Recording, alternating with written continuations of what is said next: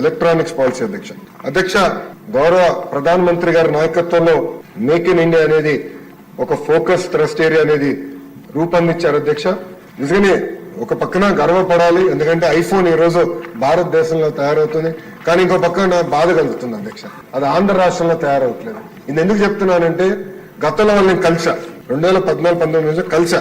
వాళ్ళు చెప్పారు ఎస్ ఇండియాలో మ్యానుఫ్యాక్చరింగ్ అనేది మేము స్టార్ట్ చేస్తే ఆంధ్ర రాష్ట్రం వస్తాం. కానీ గత ప్రభుత్వం పట్టించుకోలేదు. వాళ్ళు ఈరోజు తమిళనాడుకి వెళ్ళి పెద్ద ఎత్తున మ్యానుఫ్యాక్చరింగ్ చేసే పరిస్థితి. అందుకే అధ్యక్ష వీళ్ళందరినీ ఆకర్షించుకునే దానికి అనేక సబ్సిడీలు ఏర్పాటు చేసే అధ్యక్ష. దానిలోకి వచ్చే ముందల ఈ రోజు అధ్యక్ష ఎన్డీఏ ప్రభుత్వం 2014-19 మధ్యన చేసిన పనుల వల్ల ఈ రోజు భారతదేశంలోనే 40% టీవీలు ఆంధ్ర రాష్ట్రంలో తయారవుతున్నాయి అధ్యక్ష.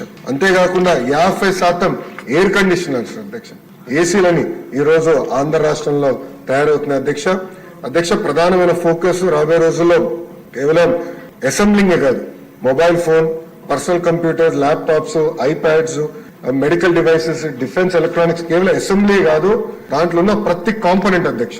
అంటే ఒక సెల్ ఫోన్ తీసుకుంటే cell phone housing, lithium ion battery, camera lens, PCB, అదేవిధంగా తయారైన తర్వాత cardboard box, manual printing, power adapter, మన ఇయర్ ఫోన్స్, ఇవన్నీ ఒక ఎకో సిస్టమ్ లో తయారు చేసే లక్ష్యంతో మన ప్రభుత్వం పనిచేస్తుంది అధ్యక్ష. అందుకే అధ్యక్ష ప్రధానంగా ఈ సెమీ కండక్టర్స్ ఎలక్ట్రానిక్స్ పాలసీ తీసుకొచ్చే అధ్యక్ష. ఈ పాలసీ ద్వారా ప్రధానంగా చైనా +1 స్ట్రాటజీలో మన రాష్ట్రం కీలకమైన పాత్ర వహించాలన్న ఫోకస్ లో ఉన్న అధ్యక్ష. మనం చూస్తే ఆంధ్ర రాష్ట్రం వచ్చేగల గతంలో ఈజ్ ఆఫ్ డూయింగ్ బిజినెస్ ఉండేది, ఇప్పుడు స్పీడ్ ఆఫ్ డూయింగ్ బిజినెస్ లో మనం ముందరికి వెళ్తున్నాం. మనకి విశాఖపట్నం చెన్నై ఇండస్ట్రియల్ కారిడార్ కానివ్వండి, చెన్నై బెంగళూరు ఇండస్ట్రియల్ కారిడార్ కానివ్వండి, మన ఆంధ్ర రాష్ట్రం అనేక నోడ్లు ఉన్నాయి. గౌరవ ముఖ్యమంత్రి గారు ఇప్పుడే చెప్పినట్లు కొప్పర్తి నోడ్ కానివ్వండి, అదేవిధంగా ఉర్వకల్ నోడ్ కూడా ఈ రోజు ఆంధ్ర రాష్ట్రంలో ఉంటాం. నిజంగానే చాలా చాలా సంతోషంగా ఉంది అధ్యక్ష. దీంట్లో అధ్యక్ష ఈ పాలసీలో ప్రధానంగా ఏంటంటే ఎవరైనా పెట్టుబడి పెట్టాలంటే మెగా కాకుండా స్మాల్ అండ్ మీడియం అయితే 30% క్యాపిటల్ సబ్సిడీ మనం అందిస్తున్నాం అధ్యక్ష. అంతేకాకుండా పవర్ కూడా మనం ₹3 పర్ యూనిట్ సబ్సిడీ కూడా ఈ రోజు అందిస్తాం జరుగుతుంది అధ్యక్ష. ఇంతేకాకుండా ఈరోజు పర్ఫార్మెన్స్ లింక్డ్ ఇన్సెంటివ్స్ కింద కేంద్ర ప్రభుత్వం కూడా అనేక క్యాపిటల్ సబ్సిడీలు ఇస్తున్నారు.